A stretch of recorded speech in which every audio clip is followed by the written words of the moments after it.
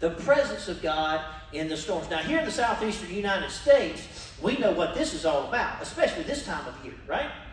I mean, it don't take a whole lot. Just about every day, we're going to have a thunderstorm roll up, and it's going to be big. And you're going to know about it. In fact, some of you experienced it, I know, last night. But if you're the parent of a small child, this can be a tough night, right? I mean, if the thunderstorm rolls up in the middle of the night, you know that your bedroom's about going to look like Noah's Ark, because they're going to come rolling up 2 by 2. I can remember when our children were small, Austin and Kendall, thunderstorm comes up in the middle of the night, and we knew what was coming. Whoo, here they come. And you know how that works. They're going to part the sea. Right? They're going to get right up in the big middle of it and just push you to the side. I can remember my mom and dad, and Dad would tell stories like that, and he would say, yeah, I can remember when you and your sister come running in our bedroom, and all I could think was, great, I'm going to sleep on my imagination tonight. That's how that works. So, well, this is exactly what the disciples did. They ran exactly where they needed to run. Look at verse 38. Jesus himself was in the stern, asleep on the cushion, and they woke him and said to him, Teacher, do you not care that we're perishing? Now, the good news is that they certainly went to the right person.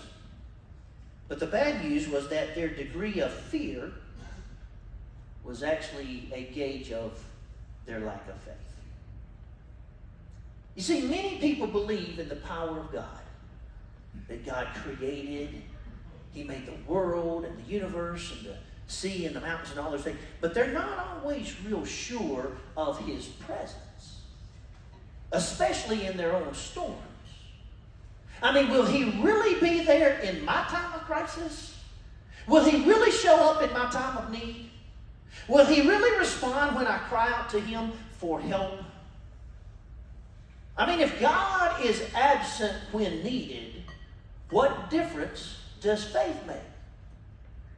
If He is absent in my storm, isn't that the same as if God doesn't exist at all?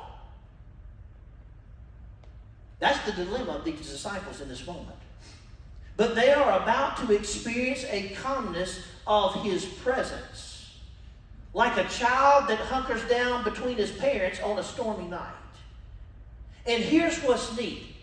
Even when our faith is lacking, His presence is not. Where was Jesus in the storm? In the same storm they were in the same boat they were in. So regardless of your storm today, just know Jesus is right up in the big middle of it with you. Now this is, to me, where it gets fun. Comes to a third signal, and that is the